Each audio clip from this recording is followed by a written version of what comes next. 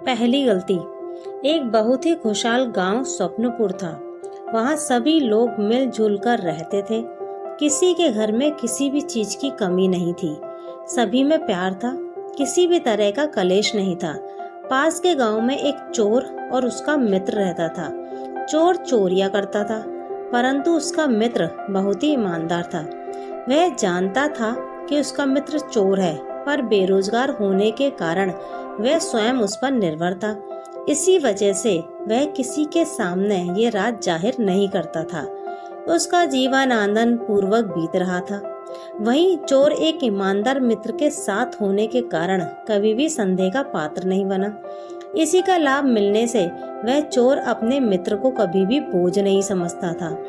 एक दिन उस चोर को स्वप्नपुर गांव के बारे में पता चला, तो वह उस गांव में चोरी करने की योजना बनाने लगा। रात को वह उस गांव में गया और चोरी करके वापस आ गया। चोरी में उसे इतना सामान मिला जितना उसने आज तक देखा भी नहीं था, पर अभी भी उसे लग रहा था कि वह और सामान ला सकता था। इस बारे में उसने अपने मित्र से बात की, पर उसने किसी भी प्रकार की सहायता से साफ इनकार कर दिया।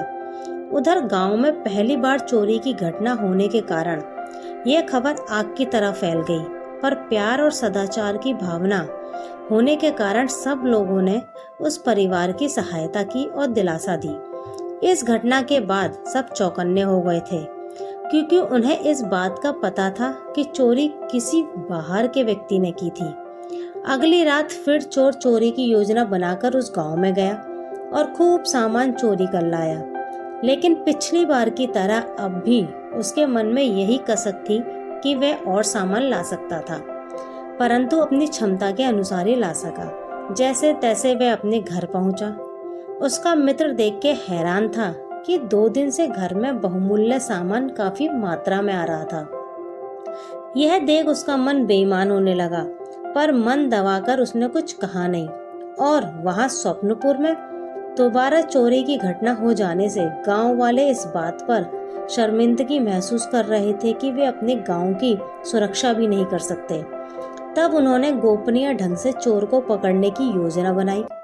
अगले दिन चोर ने अपने मित्र पर साथ चलने का दबाव डाला और चोरी में मिलने वाली चीजों के बंटवारे की बात की, तो उसका ईमान डोल गया और उसने साथ जाने का प्रस्ताव स्वीकार कर लिया। जैसे ही संध्या हुई, दोनों घर से निकले।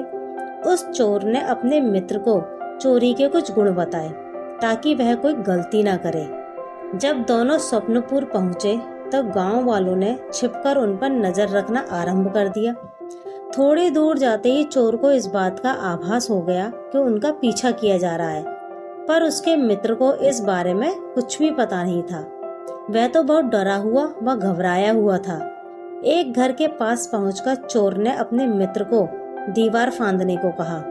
जैसे ही वह दीवार फांदकर घर में घुसा, चोर चालाकी दिखाते हुए गांव वालों को चकमा देकर गांव से बाहर निकल आया और रातों रात अपना सामान समेटकर अपना गांव छोड़कर चला गया। वहां स्वप्नपुर में उसका मित्र घर में तो घुस गया था, पर जब उसने देखा कि उसका मित्र बहुत देर तक नहीं आया, तो उसके पसीने छूटने लगे।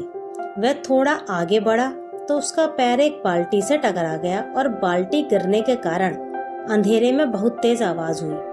आवाज सुनते ही सारे गांव वाले उस घर के बाहर आ गए और उसे पकड़ लिया। वह घबराया हुआ बोल रहा था कि उसने कुछ नहीं किया और माफी मांगने लगा, पर गांव वालों ने उसे माफ नहीं किया और पहले हुई 2 चोरियों का इल्जाम भी उसी पर डाल दिया गया। पूछताछ पर उसने अपने चोर मित्र के बारे में बताया। उसको ढूंढने की कोशिश की गई, पर बहुत शातिर होने के कारण वह हाथ नहीं आया और पहली बार चोरी करने आए उस इंसान को वह सजा भी काटनी पड़ी जो जुर्म उसने किया ही नहीं था। वह बार बार कह रहा था कि मैंने आज तक ऐसा काम नहीं किया है, आज पहली बार मैंने ऐसा करने की कोशिश की, कृपया मुझे माफ कर दीजिए। पर किसी ने उसकी बात नहीं सुनी और उसे उपयुक्त सजा दी गई।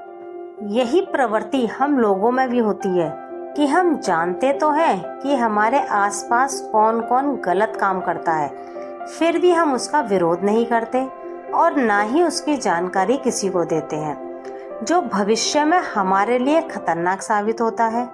जब हमें उस व्यक्ति से कोई परेशानी होती है तभी हम उसका विरोध करते हैं। ऐसे में इस बात का बहुत कम अंदेशा रहता है कि हमें इंसाफ मिलेगा।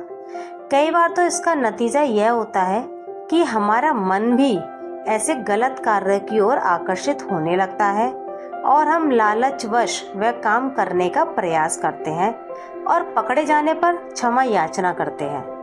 पर गलत कार्य हमेशा गलत ही होता है और सबसे बड़ी गलती पहली गलती होती है।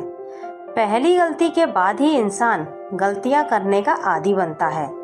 इसलिए हमें दूसरों की गलतियों से सीख लेनी चाहिए और हमेशा खुद को सत्य की ओर प्रेरित करना चाहिए और प्रयास करना चाहिए कि हम अपने जीवन में ऐसी कोई पहली गलती ना करें जो भविष्य में हमें अंधकार की ओर ढकेल दे।